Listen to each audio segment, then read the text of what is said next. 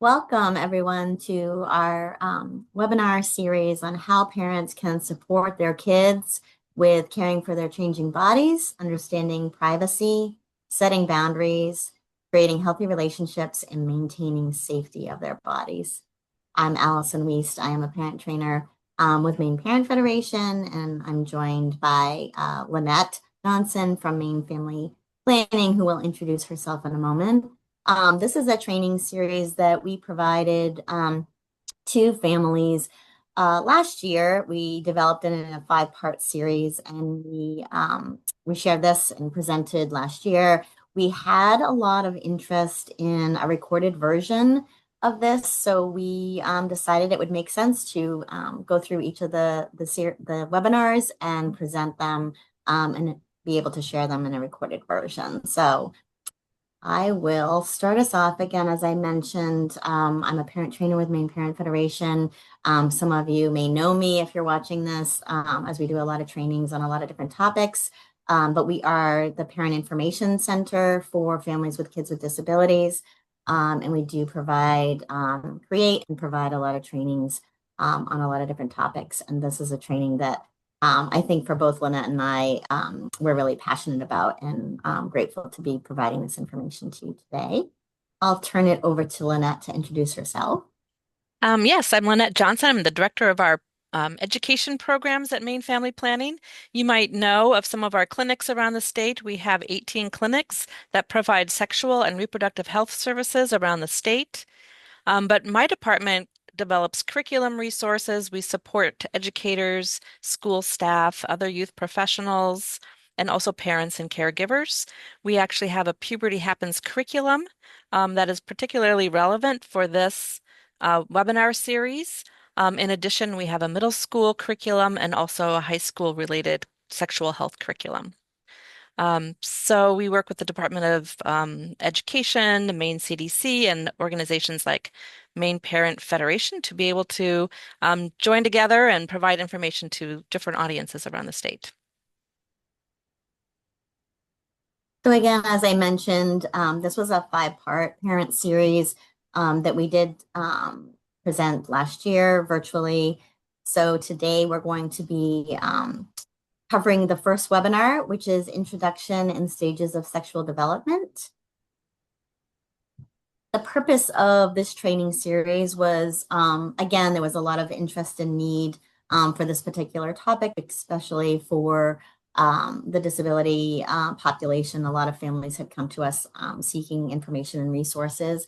So the purpose of this is really to learn about, again, the unique needs of children and adolescents with developmental disabilities related to their sexual health and reproductive health. It's to provide resources and information to really help empower parents to support their children through these, changing times with their sexual health and puberty, and then also an opportunity to brainstorm supports with other parents. So when we were doing these trainings virtually, it was a nice opportunity for families to connect with each other and share experiences and resources. So webinar one, our first webinar in the series, as I mentioned, is Introduction to Puberty and Stages of Sexual Development. In this webinar, we'll talk about why it is important to talk about puberty with your kids, including kids with developmental disabilities, the stages of typical sexual development. Again, every child is different. Individual family values and key messages that families might want to share with their kids about bodies and sexual health, and then also just other questions and suggestions around how to support your kids during changes that happen during puberty. I'm going to turn it over to Lynette now. So we start off with just having you think for a minute. You're accessing this recording, so you might be curious and interested about the topic, but we want to ask you to just think about for a minute, why do you think it's important to talk to your kids about puberty and the changes of puberty? So just think for a minute to yourself what's important to you. And of course, we have some different things that people have told us of why we know it's important to talk about puberty with our kids as they grow and change. It's often a topic sexual health and changing bodies can sometimes be taboo.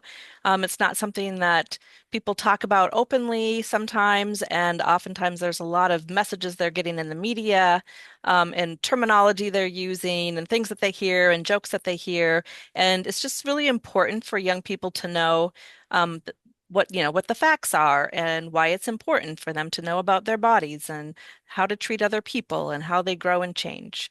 So here's all the reasons. I don't have to go through all of them, but it really empowers young people when they have the facts, when they have information, when they know who they can talk to if they have questions, if they know the correct terminology of body parts, and they can build skills on how to navigate the changes of puberty.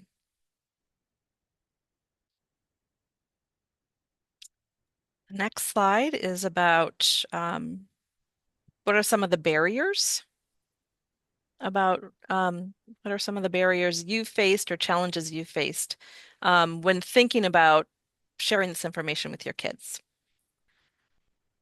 A lot of people tell us that some of the barriers are we ourselves don't maybe have all the information. So sometimes we don't know where to get it. We don't know what the facts are. So when our kids ask us questions, we're not so sure. We're not used to talking about it. Depending on how each of us grew up, it might have been something that was taboo or something that we didn't talk about openly. And so that just could carry over in our own relationship with our kids. There's a lot of misinformation out there about puberty and sexual development in general. We might be assuming that our children aren't ready yet. Um, they haven't developed enough. It's too, you'll wait until they get older. And certainly there are developmentally and age-appropriate ways that we can share information with young people, but generally it's really good for them to have the information before they start going through all of the changes of puberty and start wondering if what they're experiencing is normal. Um, there we go. So sexuality is a broad term, and so as take part in all of these different webinars, when we talk about sexual health, when we talk about sexuality, it contains all of these different areas. So your body, how it changes, who you're attracted to, health and wellness, and are you getting regular checkups, and are you, as someone throughout their lifetime, making sure that they're taking care of their sexual health, its behaviors, what someone might do later with a partner or by themselves, sexual behavior and activity, how you identify and express yourself, the relationships we have with other people, especially intimate relationships, body image, how we feel about our body, and then what feels good to us and how we express that. All of these are part of sexuality, which is something that we experience from the time we're born in terms of touch and intimacy and being held and loved, all the way through adulthood and into our senior years. So at each stage, we want to think about what we're going to go through the different stages of development, sexual development, especially for young people. And each stage, we'd love for you to think a little bit about the different age groups in given typical development. What are the messages we want them to know and hear? How do we say it? Thinking about what words you're going to use. It's always good to think ahead of time, and anticipate the questions they might have. Um, so I think these are some of the questions as we go through the typical stages of development you might want to think about. There are facts, and then there are also family values that come into play. So thinking a little bit about the values in your family and what you want to impart to your child. Also, based on our experiences, we might have our own biases and beliefs, and knowing, how that might impact how we raise and talk to our children about these topics. Allison, did you want to add anything about before we launch into the different stages of development? Thanks, Lynette. I was just going to mention, given the population that we're talking about, and we're talking about children with developmental disabilities, and being a parent myself of a 13-year-old boy with autism, I think, also just to think about, what is important to your family, what have been the challenges maybe with your young person up till this point, or things that you're concerned about for them as they continue to develop and change. Again, really sort of trying to normalize as much as possible and realize that it's not a one and done conversation, like that we're having these conversations over and over, and that our kiddos sort of need that repetition and validation, and that we're role modeling. And again, we're going to be providing you with some visuals and things like that, some tips and strategies. But again, just knowing that, these concepts might be a little bit more difficult for some of our kiddos to understand and grasp, so that, again, just normalizing, using that simple language and having that, those ongoing conversations will really be important. So let's jump into the different stages of development. Um, so for typical children age birth to age 4, and when we say typical, we know that everybody develops differently at their own pace and speed. People with different ranging of abilities or disabilities might have a different timeline, and they might be responding a little bit differently to the typical stages of development. Um, However, these are some of the things that um, we know happen at these different stages of development. So from birth to age 4, we know that they're starting to become very aware, especially when people are talking to them and they have toys and things like that about gender, and there's boys and there's girls, and they might be curious about their bodies. And while most people have most of the same body parts, if they are seeing other people with genitals, like a younger sibling getting their diaper changed, they might see, oh, that person looks different than me. So they're starting to understand that bodies can be different, and they can understand that touching their own genitals can feel good. They can learn that their body, it is a really important time for them to learn that their body is their own. No one should touch their private parts. They have the ability to say no, even if it's, you know, getting a hug from a grandparent or something. Teaching those kinds of lessons at this age will really set them up for having a little bit more of empowerment and self-advocacy as they grow up and understand that their body is their own, and there are certain things you do in private, and certain things you could do in public, and knowing the difference between those two is really important at this age. When they get to be a little bit older, 5 through 8 is kind of the early grades of in school. They're gonna with their peers, they're gonna hear all kinds of jokes. They might hear different names for body parts, and they might not know what it means. But their peers in their classrooms are gonna start sharing things that they might have heard at home, and it might be new to your child. Sometimes friendships start to separate. So girls will play with girls, boys plays with boys. Um, there might be a little bit more social acceptance of, um, who you can play with and what you should play with based on what your gender is. So they're starting to hear a lot more about what's okay and what society thinks is not okay. Um, and they may want more privacy. If they might feel a little bit more like I want to, take a bath by myself, I can dress myself. That's part of growing up. We want them to get that independence. We want them to understand what's private and what's not, what's okay in public. And we can reinforce that during this age group. They might have more questions, not only because they're hearing things or seeing things in the media or in school, but they might be curious and ask more questions that you might want to be prepared for. And some kids start to feel more conscious about their bodies as well. Their bodies are changing and they're starting to feel like, am I normal? I look different than my peers. My peers are growing faster or slower than I am. I'm not sure what to expect. So they might be getting a little bit more conscious about what's happening to their bodies. Early adolescence, 9 to 12. This is kind of the middle school age group, and there's all kinds of stuff going on now because the pituitary gland is putting out hormones, telling the body to start growing up and developing primary sexual characteristics. So their bodies are changing, and those hormones are not only causing, menstruation to start or kids to grow taller or grow more muscles or um, developing breasts and things like that. So these things are happening, and also it's not just physical changes, but it's also mood changes because the hormones are also causing shifts in moods and swings in emotions.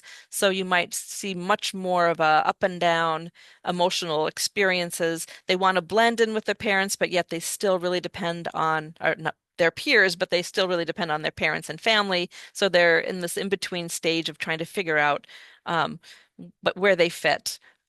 They become even more self-conscious sometimes at this point, a little bit more self-focused. Everything's kind of about them. And this is something that, again, all children are different. So it could be that these things are happening in your child's peer group, but your child might not be as conscious or might not understand some of the changes that are happening with their peer group and trying to figure out how to fit in. Do you have anything to add so far, Allison? Yeah, again, I think I just, as a parent of, as I mentioned, a 13-year-old boy, I do think, and again, he has autism, so his social understanding of social norms, is a lot different than some of his typically developing peers. And so I think the struggle has been that, like, physically his body is changing and he's going through puberty, and there's all those physical changes that are happening and mood changing and hormones. But yet the understanding of, excuse me, social norms and things like that is not there. So it can be a challenging time for parents. But again, as we go through this series on the webinars, we will provide some strategies and tips for dealing with some of those challenges. And And we're talking about puberty right now with this series, but the next slide talks a little bit about what to expect when they get older beyond puberty in the 13 to 18 oops, age group. There we go. there we go. So then you might see a lot more interest in, who they might be attracted to. They might understand a little bit. They might be seeing some different ways that people express themselves. Um, in middle school, I think a lot of young people really want to be like their peers, and then in high school, people can, may start feeling a little bit more independent. What do I like? What do I don't like? Am I an athlete? Am I a theater person? Am I an artsy person? They're starting to explore all of that. They might take more risks, and remember that risks can be good and dangerous. So don't forget that we want our kids to take risks. We want them to try new things. But sometimes we have to also be careful that, the risks are healthy, and watch out for things that could be dangerous, including types of relationships and friend groups they have, and people start to drive and all of the things, spend more time together in their peer groups, and might be exposed to more activities that maybe you want them to not engage in.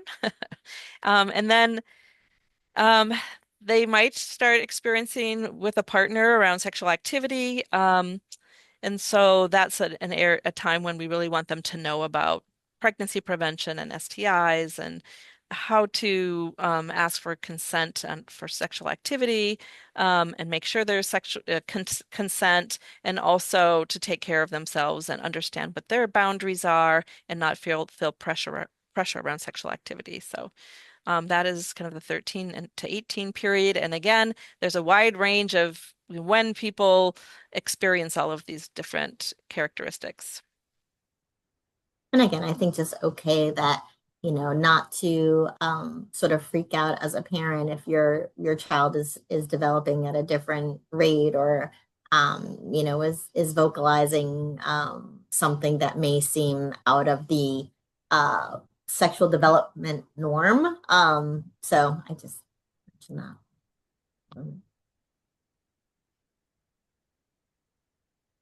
Responding to tricky questions. And again, I think when we're talking about some of our kiddos that might be, again, developing differently, like I mentioned with my son who's physically developing, sort of in line with those social norms, but yet developmentally, in other ways and socially in other ways, he is behind his peers.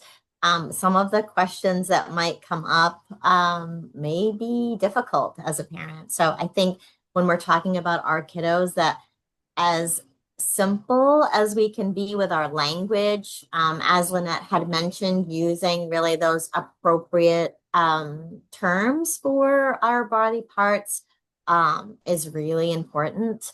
And I've done a lot of these, strategies that we're going to share with my son. And so, again, I keep it very basic for him, and just make sure that I'm using the terms that are appropriate terms.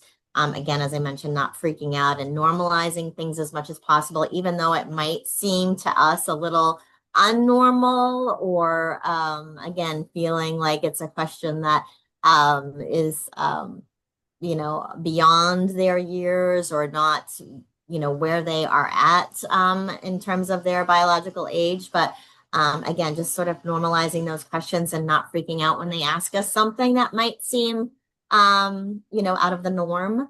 Um, Asking for more information. What does that mean? What do you mean by that?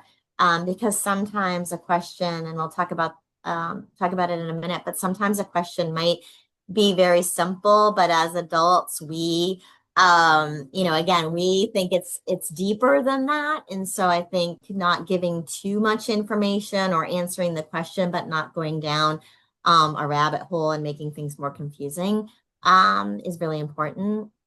Again, as parents, just sort of recognizing our own values and beliefs. We all have our experiences, childhood experiences that we bring forth, who we are as parents and people, and how we are in relationships. And so I think recognizing our values and beliefs, and again, are those values and beliefs that we want to instill in our children, or maybe we've changed some of our beliefs as well too. So I think it's really important to check in with ourselves about that. Again, what messages do we want to send to our children? That sort of goes along with that. Like, what are the messages now? Things are changing within the world, and relationships are changing. And so again, what are those messages that are really important to your family and to your young person, thinking about some of the things that might be challenging, or they might have questions about within your family, I think is really important to think about. And then providing those sort of authentic opportunities to have conversations. Again, as I mentioned, it's not sort of a one or done conversation. It's multiple conversations. It's building on concepts. And so, and again, I think the best time to have them is when it just sort of presents itself, and it's an authentic time to do that. So we just have a couple of questions here that we, as examples that we provided. So if a child asks, like, where do babies come from? It's a good idea to think about asking like a clarifying question, keeping your answer simple and direct. So for a younger child, that might be, your answer might be, well, babies grow inside a biological mom's uterus. Again, we're using like simple language, to the point, proper name, proper terms. But for an older child, they may want more detail about, a vaginal actual birthing. So, again, I think figuring out where your child is at and meeting them where they're at and giving them the information. If they ask a secondary question, then you can elaborate more, but really thinking about that. The second question being, I have a friend who says he's gay. Do you know anyone who's gay, and do you think it's okay? So again, this can be, so for some families, there might not be anybody in your family or in your inner circle that is gay. And so not to freak out when you have a question like this. Checking yourself, again, your own values and beliefs. But a nice way to answer might be, many people are gay or LGBTQ, again, whatever language you kind of want to use there. And I do know some people. And again, just sort of reinforcing the concept that everyone deserves to be accepted for who they are, just like you deserve to be accepted for who you are. We all are different, whether that's sexually or or racially or developmentally. And so just really accepting people for who they are is an important message to send. Lynette, did you have anything else you wanted to add? I think using opportunities if you're watching a show or hear music or hear of something on that's happening in your local school or community, you can always ask your child, like, "Oh, what do you think of that?" or "What have you heard?" or so bringing it up, and if you let them know you're really interested in what their experience is and what who they are and what they like and don't like, and if you ask them a lot of questions and let them know that I'm here if you ever have any questions then hopefully if you develop that, relationship of being an askable parent, um, then they will come to you when the questions get maybe a little bit more difficult. Like, why doesn't my friend treat me better? Maybe when they're kids in elementary school or something. And, oh, maybe he had a bad day, or maybe, think about what do you like in a friend? What do you expect a friend to be? So you might have those conversations as they're navigating friendships when they're in elementary school. And then later on, then you can be an open, askable person if you see them wanting to date somebody and you're trying to find out like, if it's a safe situation and give them the information they need. You can build on some of those conversations you've had with them in the past. So I just think think that's a of it. great Mhm. It's a great point. And I think the other thing too, and we will share some resources at the end, but thinking about how, because as parents, we're not expected to know everything about this topic. And so, some of the questions might be difficult for us to answer, but looking for resources, whether that's, online, there's a lot of great videos online that help explain certain things. There's books that we can read. So again, utilizing some of those other resources, like Lynette was mentioning, can be really helpful. We just wanted to touch on at the end of this session, this webinar recording, we wanted to touch on understanding gender and sexual identity. Think about some of the terms that and definitions you may have heard out there related to gender identity, sexual orientation, LGBTQ experiences. And we just want to go over a few things because we do a lot of I think kids as they're growing, they're trying to figure out like, is that a boy or is that a girl? How come they have long hair? And I'm confused. So just setting, using some terms that might help them understand a little bit about the range of identities that exist in our communities and schools. So this is a common image that helps people kind of understand the difference between gender identity, which is kind of how you perceive yourself in your mind, who I am and how I identify as a male or female or somebody in between, or a little bit of both, or I'm kind of like this and I kind of like that, and I kind of feel like people might be exploring kind of who they are, given the sometimes the male female kind of dichotomy that exists in our society and where they fit along that spectrum. I think people might have questions, but that's really about their identity of their gender. Sexual orientation is more of who you're attracted to, and that can be a wide range of possibilities over the lifetime, and that's something that can change. It's usually something that only sexual orientation is something that is a little bit later developing other after gender identity from a very early age, young people kind of understanding male, female, but who they like and their attractions might come a little bit later. And they might explore, or they might see other people around them that are attracted to different people. Expression is just like how you present yourself to the world.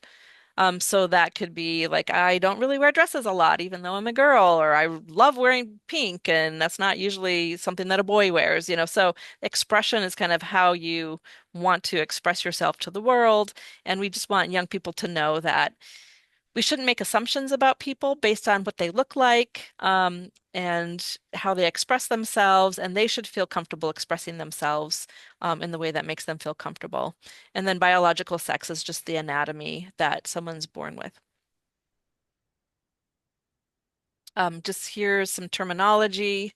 You can take a, pause and look at this slide a little bit longer if you want to read the definitions, but this might help help you understand when your child might have questions about all of this, how you might respond.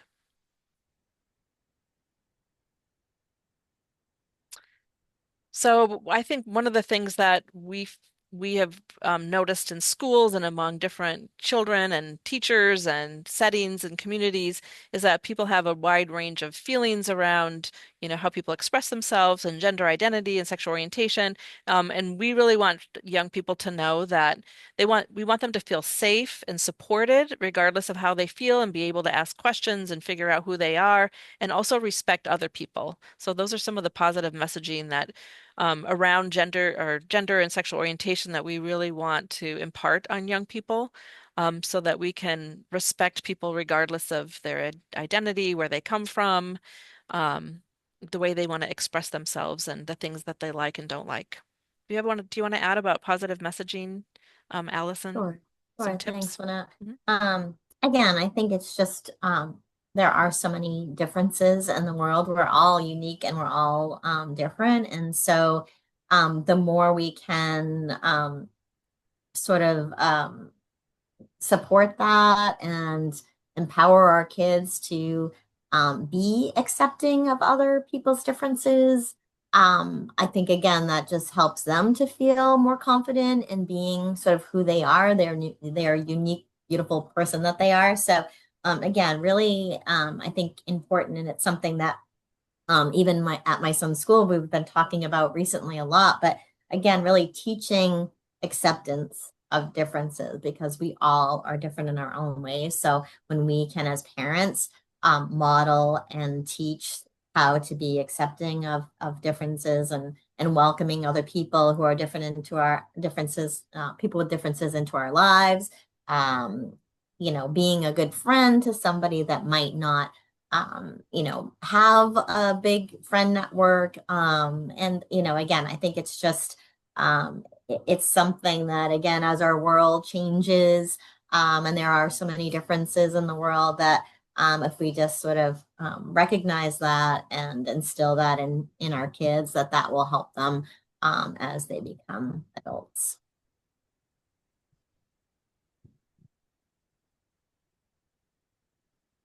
Great. And we came up with some resources.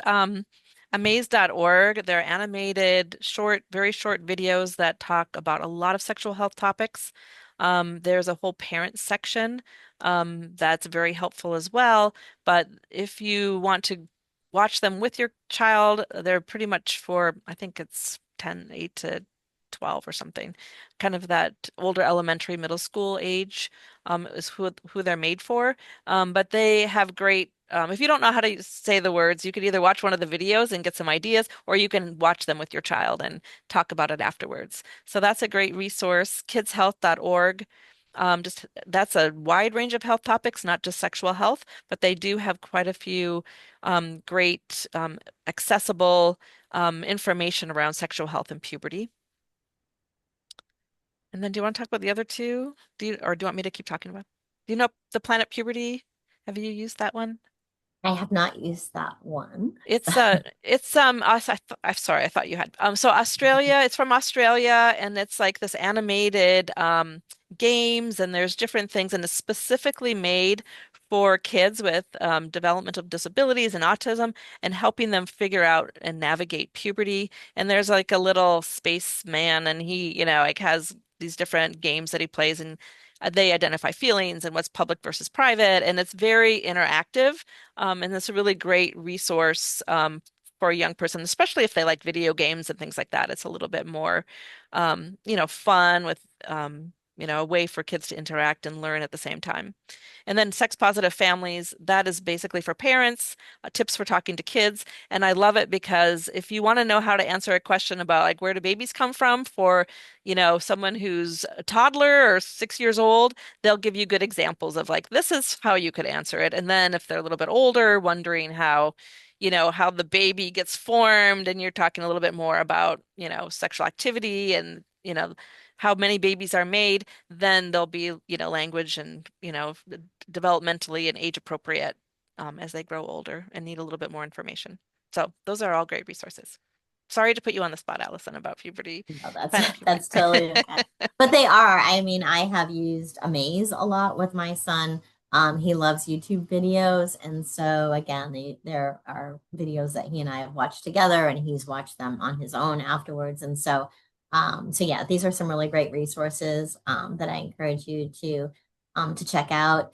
That concludes this webinar. Our next webinar is Puberty and Changing Bodies, and again, we're providing a lot of resources and visuals in that particular webinar. So we hope you will join us for that one at our next recorded webinar. And we appreciate you listening to us today, and yeah, wish you luck on talking to your kids about puberty and sexual health.